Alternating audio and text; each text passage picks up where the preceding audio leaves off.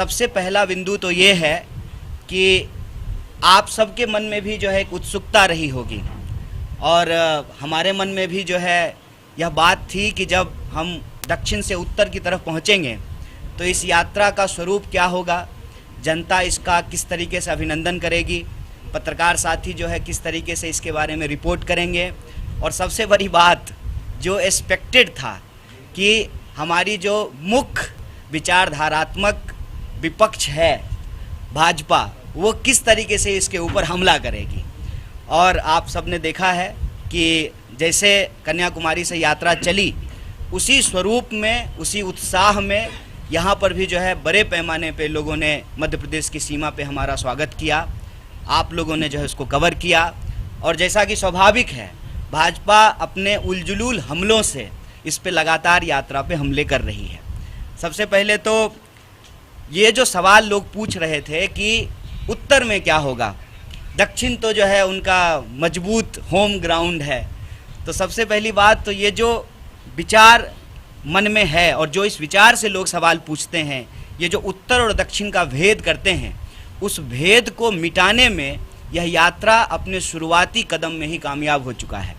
कि यात्रा जैसी जिन उद्देश्यों को लेकर के कन्याकुमारी से चली थी वैसी ही उन उद्देश्यों को लेकर के आगे भी बढ़ती जाएगी और कश्मीर तक पहुंचेगी। ये जो भेद है उत्तर से दक्षिण का, पूरब से पश्चिम का, ऊंच से नीच का, आसमान से धरती का, इस भेद को मिटाना ही इस यात्रा का लक्ष्य है।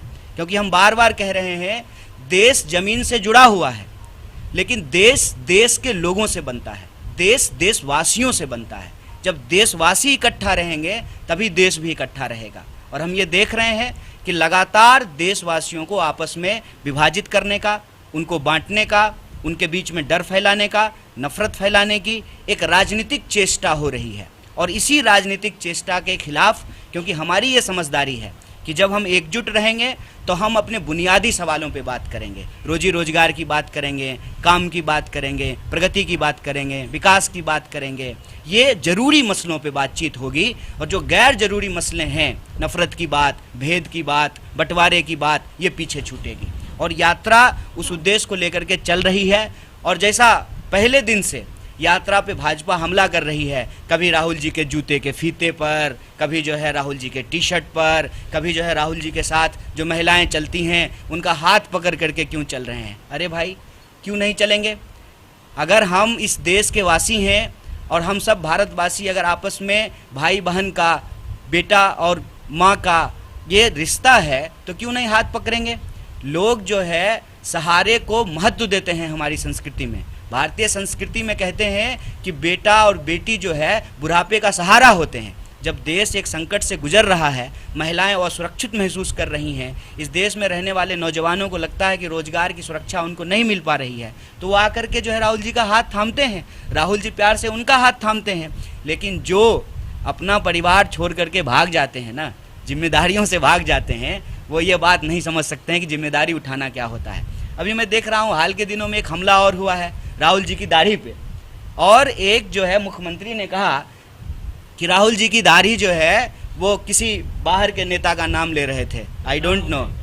तो मैं ये कहता हूँ कि हमारे नेता दाढ़ी कैसे रखें इसकी चिंता आप छोड़ दीजिए, आप ये बताइए कि देश के लोग गाड़ी कैसे रखें।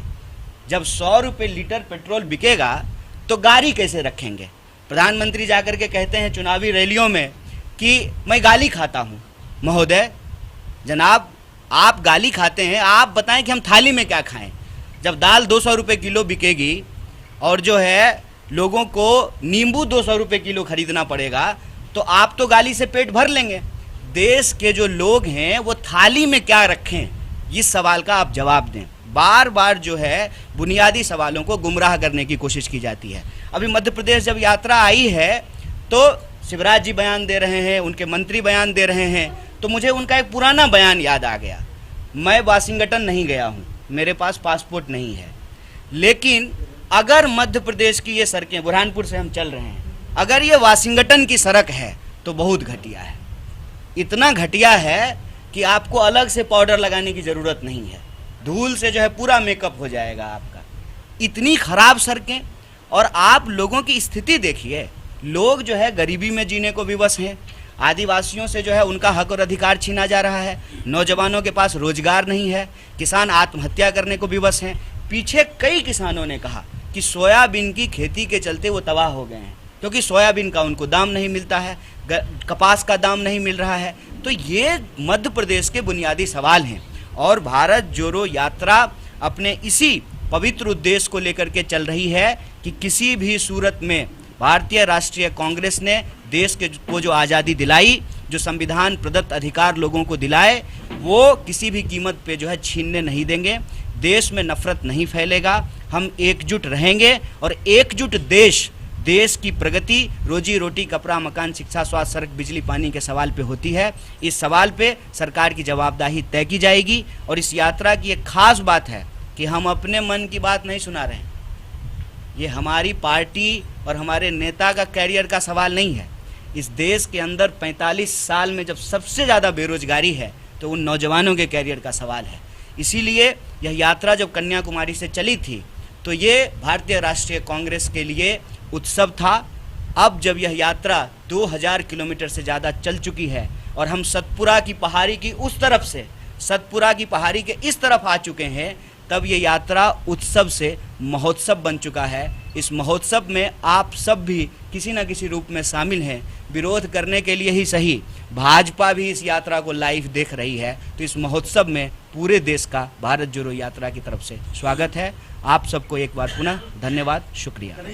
ये एक शेर है कि तू इधर उधर की बात मत कर, ये बता कुंभा तुरंगा, ये कितना कांग्रेस में कितना मौजूद है? कल का एपिसोड अशोक गहलोत और सचिन पायलट का देखा, आज एक आपके मध्य प्रदेश के मीडिया कोऑर्डिनेटर ने बीजेपी ज्वाइन कर दिया, तो ये कितना मौजूद है कांग्रेस के ऊपर? देखिए, सबसे पहली बात तो ये है कि मुझे बड़ी खुशी होती है कि पूरा देश जो है भारतीय राष्ट्रीय कांग्रेस की चिंता कर रहा है कि हमारे घर के भीतर क्या हो रहा है, हमारे किचन में क्या बन रहा है, हमारा कौन नेता क्या बोल रहा है। तो यह चिंता से हम लोग बहुत प्रसन्न हैं। लेकिन हम आश्वस्त कराना चाहते हैं आपके माध्यम से पूरे देश को, कांग्रेस पार्टी 1885 में बनी थी, इस देश की सबसे बड़ी पुरानी पार्टी है और कई झंझावत हमने देखे हैं इधर से उधर। और जहाँ तक आप टूट और बिखराव की बात करते हैं, कई तो कांग्रेस से निकले हुए लोग मुख्यमंत्री बन के घूम रहे हैं। भाजपा के मंत्रिमंडल को देखेंगे तो कई प्रमुख मंत्री बने हुए हैं जो जब तक कांग्रेस में थे तो भाजपा उनको परिवारवादी कहती थी, भ्रष्टाचारी कहती थी। अब वो जो है मुख्यमंत्री बने हुए हैं, वहाँ जो है मंत्री बने हुए हैं। तो कांग्रेस पार्टी के लिए कोई नई बात नहीं है।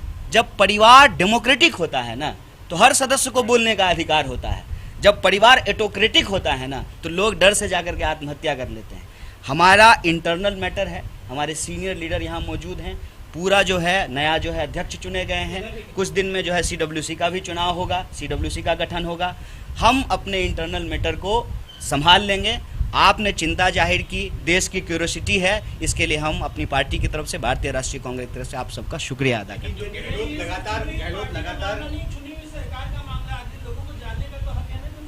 बिल्कुल हक है सर, और इसीलिए तो मैं कहता हूं जानने के हक के साथ हैं और जानने के हक के उस स्पिरिट के साथ हैं। इसीलिए जब कांग्रेस पार्टी की सरकार थी तो राइट टू इन्फॉर्मेशन का अधिकार दिया गया देश की जनता को। बिल्कुल जानने का अधिकार है, कुछ भी बंद कमरे में जो है डिसाइड नहीं होता है। लेकिन कहता हूं कि आप हमारी पार्टी को एक परिवार के तौर पे देखिए। भेद विभेद होते हैं, बहस होता है, आप लेकिन हमारे एक्सपीरियंस पे भी भरोसा रखिए कि इतने साल से देश को चलाए हैं तो अपनी पार्टी भी चला रहे हैं। जहाँ तक विभेद का सवाल है, हम नौजवानों में एक बात होती है कि हमको जो है कई बार समस्याओं को देख करके लगता है कि इसका कोई निराकरण नहीं होगा। समस्या अपने साथ समाधान लेकर के आती है, इसका भी समाधान हो जाएगा। आप जो प्रश्न पूछ रहे हैं उस प्रश्न से तो हम इनकार नहीं कर रहे हैं। हम ये नहीं कह रहे हैं कि जो है कोई मतांतर नहीं है, मतांतर को भी स्वीकार कर रहे हैं। और मैं ये भी कह रहा हूँ कि वॉइस ऑफ डिसेंट होना ये डेमोक्रेटिक पार्टी का लक्षण है, इसको भी जो है हम प्राउडली एक्सेप्ट कर रहे हैं। जहाँ तक फैसलों की बात है उसके लिए वो बॉडी है, उसके लिए प्रेस कॉन्फ्रेंस नहीं है। इसके लिए मैं क्षमा चाह रहा हूँ। जो टोन बना था आपकी यात्रा का, जो टोन बना था, बढ़िया टोन चल रहा था, राजस्थान में जाने वाले हैं आप, तो उससे पहले गहलोत साहब ने बम फोड़ दिया। नहीं, देखिए ये सब मैं आपसे आग्रह करूंगा कि ये सब भाषा का इस्तेमाल ना करें। वो एक प्रदेश के जो है चुने हुए मुख्यमंत्री हैं, बम फोड़ दिए, ग्रहण लग गया। नहीं, आप आपसे मैं ये आग्रह करता हूँ कि ये प्रेस वार्ता, मैं जिस विनम्रता से आपके सवालों का जवाब दे रहा हूँ, आप भी अपनी जवाबदेही तय करें। ये प्रेस कॉन्फ्रेंस भारत जोड़ो यात्रा को लेकर के है। आप इससे संबंधित जो भी प्रश्न पूछना चाहते हैं पूछें, और बड़े धैर्य से मैं आपको जवाब दूंगा कि भारत जोड़ो यात्रा पे चुनाव के परिणाम का, पार्टी के भीतर होने वाले किसी विवाद का कोई असर नहीं पड़ेगा। जैसा मैंने आपको कहा था और हमारे साथियों ने कहा था कि दक्षिण से यात्रा को उत्तर आने दीजिए, सारी उत्सुकता समाप्त हो जाएगी। लोग यही कह रहे थे ना जब हम लोग केरल में चल रहे थे कि आप तो केरल में हैं, देखेंगे मध्य प्रदेश में क्या होगा। मध्य प्रदेश में भी लोग आ रहे हैं, अपनी बात आ रहे हैं। तो हम ये कह रहे हैं कि वैसे ही राजस्थान में भी यात्रा चलेगी, क्योंकि ये यात्रा जो है, जो मैं कह रहा हूँ, पहले भारतीय राष्ट्रीय कांग्रेस के लिए उत्सव था, अब ये देश के लिए महोत्सव बन चुका है। इसमें उस तरह के लोग शामिल होते हैं जिनका राजनीति से कोई लेना देना नहीं है, बस उनको देश की चिंता है, समाज में जिस तरह से नफरत फैल रहा है उसकी चिंता है। इसीलिए मैं आप सबसे आग्रह करता हूं कि इस यात्रा को चुनाव के साथ, पार्टी के किसी विवाद के साथ सिर्फ वहां तक सीमित मत कीजिए। इस यात्रा का एक पवित्र उद्देश्य है, मैं आपसे आग्रह कर रहा हूं कि उसकी पवित्रता, उसकी सेंटिटी को मेंटेन करके रखिए। और यह जो प्रेस वार्ता है वो आप जब पूछ रहे हैं भारत जोड़ो यात्रा को लेकर के है, तो मैं आपके सारे संशय को दूर करता हूं कि किसी भी विवाद का इस यात्रा पे कोई असर नहीं होगा, क्योंकि यह यात्रा देश की जनता के लिए महोत्सव बन चुका है। इसमें लोग शामिल होंगे, और मैं आपको बता दूं कि लोगों के शामिल होने की जो यह सहजता है, यह जो स्वीकार्यता है, यही नेताओं को भी विवश करता है कि वो इसमें शामिल होते हैं। आप वामपंथी विचारधारा से कांग्रेस विचारधारा में आए, दोनों में से कौन सी विचारधारा को श्रेष्ठ मानते हैं? दोनों विचारधारा जो है, आप अगर विचारधारात्मक प्रश्न करेंगे तो अंतर विरोधी नहीं है। मैं आपको बता दूं, वैसे ही प्रश्न का जवाब देने का कोई मतलब नहीं है, क्योंकि ये भारत जोड़ो यात्रा का प्रेस कॉन्फ्रेंस है। अगर आप मेरे व्यक्तिगत जीवन के बारे में जानना चाहते तो हम लोग चाय पे चर्चा कर लेंगे। लेकिन मैं एक बात बता देता हूँ आपको, मैं इनके प्रश्न का तो मैं आपको बता दूं कि मैं पहले भी नेहरू जी के ही संगठन से जुड़ा हुआ था, और आज भी जो है नेहरू जी की पार्टी से ही जुड़ा हुआ हूँ। यह विभेद जिनको नज़र आता है, मैं समझता हूँ उनके नज़र और नज़रिए का दोष है। कन्हैया जी, एक कर्नल है इंडियन आर्मी के, उन्होंने अशोक कुमार सिंह उन्होंने ट्वीट किया, मैं पढ़ के आपको बता दूं ताकि नहीं, आप प्रश्न पूछ लीजिए। बहुत लोग बहुत कुछ ट्वीट करते हैं। इंग्लिश इंटरप्रेट ना, इसलिए मैं कह रहा हूँ। उन्होंने नगमा जी ने उनके ट्वीट को सही कहा। उन्होंने ऋचा चड्ढा ने जो आर्मी ये इससे कोई लेना देना नहीं है यार, इससे कुछ लेना देना नहीं है। सही जवाब सवाल पूछेगा। आपने सड़क की बात की, जो शासन था जब उस समय ऐसा बोला जाता था कि ऐसे ही जहाँ नींद खुल जाए समझ लो मध्य प्रदेश की सड़कें। देखिए, एक बात मैं आपको बताता हूँ कि कल प्रधानमंत्री जी भाषण दे रहे थे और उन्होंने कहा कि कांग्रेस ने गुजरात को बर्बाद कर दिया। 27 साल से गुजरात में बीजेपी की सरकार है। मध्य प्रदेश में भी तो यही स्थिति है। आप भी जो है अभी दिग्विजय सिंह जी को याद कर रहे हैं, लगातार सरकार है और जितने वादे वो हर बार सेम घोषणा पत्र जो है ईयर बदल करके आपके सामने दे देते हैं। साहब, आपसे आग्रह करते हैं कि आज समय है सत्ता के आंख में आंख डाल करके प्रश्न करने का। इसका खतरा है कि आपके घर पे भी इनकम टैक्स आ सकता है, ईडी आ सकती है, आपके मालिक जो है जेल जा सकते हैं, लेकिन ये समय उससे सवाल पूछने का है। अगर हम यही कौन कोना खेलते रहेंगे तो सही सवाल पे तो कभी पहुंच नहीं पाएंगे। अगर कांग्रेस के शासन में सारी चीज़ें सही होती, ठीक है, इसको स्वीकार कर रहे हैं आपके सामने, तो जनता को कुछ तो गलत लगा ना, हमको विपक्ष में बिठाया। लेकिन आप भी प्रश्न जो है हम ही से पूछ रहे हैं। जब 30 साल से 27 साल से जो है बीजेपी तो सरकार बने, 27 साल से सड़क नहीं बनी है। सड़क बनने में 27 साल लगता है, 30 साल लगता है। क्यों घबरा रहे हैं सर? क्या होगा, जेल चले जाएंगे तो? डरिए मत, डरने की जरूरत नहीं है। यह देश जो है गांधी का देश है, गोडसे का देश नहीं है। इसको समझिए। आज सवाल सत्ता से पूछा जाना चाहिए, और विपक्ष से जो आप सवाल पूछते हैं तो हम विपक्ष की जिम्मेवारी निभाने के लिए तैयार हैं। अपना घर बार छोड़ करके, अपनी सुख सुविधा छोड़ करके, और जो है एक टेम्पररी गांव लेकर के घूम रहे हैं, ताकि इस देश के गांवों को देखा जा सके, उनके सुख दुख में शामिल होया जा सके, कंधे से कंधे मिला करके इस देश को बचाने की इस मुहिम को मुकाम तक पहुंचाया जा सके। यात्रा का सवाल पूछ लेते हैं। कल प्रियंका जी उनके हस्बैंड और बच्चे के साथ शामिल हुए, together, along with Rahul Gandhi, together they put a very good show of unity and strength in the family. जो एक ये भी जो आप कह रहे हैं कि जो घर बार छोड़ के तो उन्होंने परिवार का एक बहुत अच्छा स्ट्रेंथ प्रस्तुत किया जो देखने को मिला।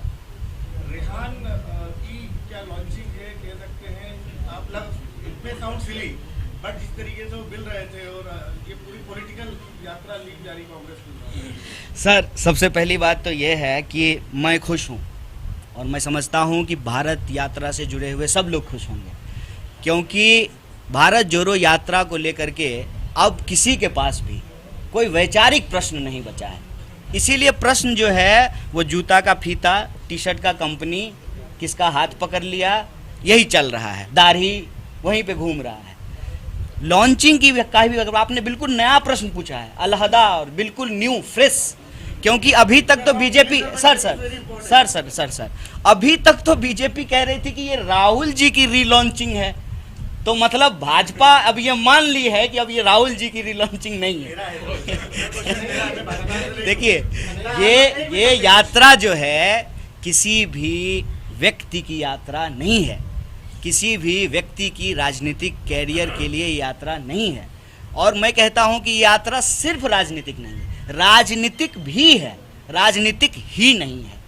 क्योंकि अगर सिर्फ राजनीतिक होता तो इसके रूप रंग ऐसे नहीं होते कि इसमें जो है एकता परिषद के लोग शामिल हो रहे हैं, सिविल सोसाइटी के लोग शामिल हो रहे हैं, आर्टिस्ट शामिल हो रहे हैं, पत्रकार शामिल हो रहे हैं, रिटायर्ड जज शामिल हो रहे हैं, रिटायर्ड आर्मी पर्सनल शामिल हो रहे हैं, इसमें जो है बिजनेसमैन शामिल हो रहे हैं।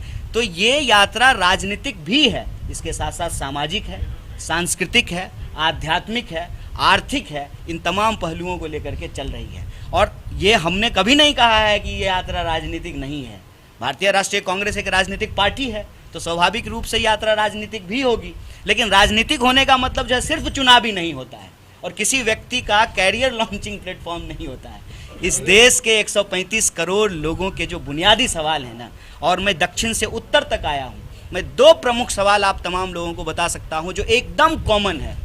मतलब पाँव पखाड़ती भारत माता की हिंद महासागर कन्याकुमारी से जब हम शिखर पे पहुंचेंगे कन्याकुमारी कश्मीर तक, तो एक सवाल जो सबसे प्रमुख है ना, वो है महंगाई का और बेकारी का। इसीलिए इस प्रेस वार्ता में भी हमने जो 2 प्रमुख बिंदुओं पे बात की है वो है महंगाई और बेकारी का। हमको लगता है महंगाई बहुत लॉन्च हो गई है सर, एकदम जो है रॉकेट लॉन्चर से भी तेज चल रहा है, तो इस पे हम लोगों को बात करना चाहिए।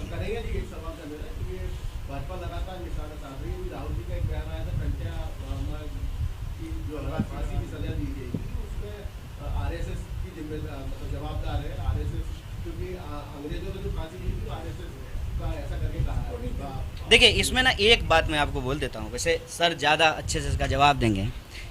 हमने जितना इतिहास पढ़ा है उस इतिहास में जो एक मोटी बात आप समझ सकते हैं 1942 से लेकर के 2022 तक। 1942 में जब गांधी जी के नेतृत्व में भारत छोड़ो आंदोलन हो रहा था अंग्रेज़ों के खिलाफ, तब भी आरएसएस अंग्रेज़ों के साथ थी।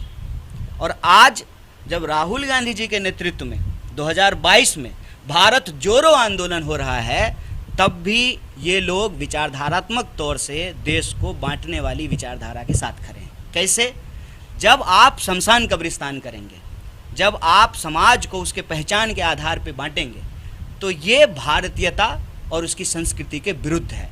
क्योंकि गांधी कहते हैं, रघुपति राघव राजा राम, पतित पावन सीताराम, ईश्वर अल्लाह तेरो नाम, सबको सन्मति दे भगवान। ये मैं बस ख़त्म कर रहा हूँ। तो ये जो भावना है, ये भारतीयता की भावना है, और इसी भारतीयता की भावना को स्थापित करने के लिए, इसको अंग्रेज़ों की मानसिकता से, जिसको कहते हैं कॉलोनियल मेंटालिटी, उससे मुक्त कराने के लिए इस देश में संघर्ष हुए। और उस संघर्ष को के साथ जो लोग खड़ा नहीं हुए वो देश के साथ गद्दारी किए थे। और आज जब हम रोजी रोटी की बात कर रहे हैं और जो रोजी रोजगार छीनने वाली पॉलिसी है उसके खिलाफ लड़ रहे हैं, तो जो लोग उनके साथ खड़े हैं, जो अपने दोस्त के साथ खड़े हैं, वो देश के खिलाफ खड़े नहीं हैं। किनका? विचार की बात हुई है। अगर आप वैसे कहेंगे तब तो बीजेपी 1980 में बनी है, तब तो बीजेपी पे तो जो है कोई विचारधारात्मक प्रश्न ही नहीं खड़ा करना चाहिए। विचार की बात है, विचार को समझेंगे कि विचार जो हैं, हम कहते हैं कि 2 तरह के विचार हैं। एक गांधी का विचार है जो सबको साथ में सन्मति से ले चलने की बात कर रहे हैं, और दूसरा गोडसे की विचार है जो कह रहा है कि अगर आपका पहचान अलग है तो आप साथ नहीं रह सकते।